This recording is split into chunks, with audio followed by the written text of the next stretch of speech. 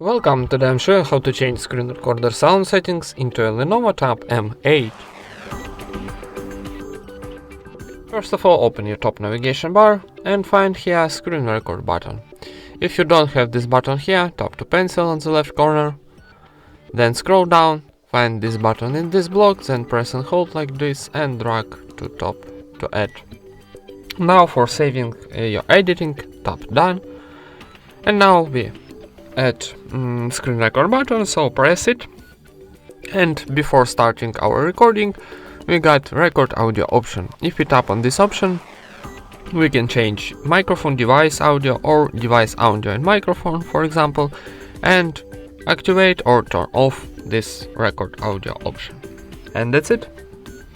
Thank you for watching, leave thumbs up and subscribe to our channel.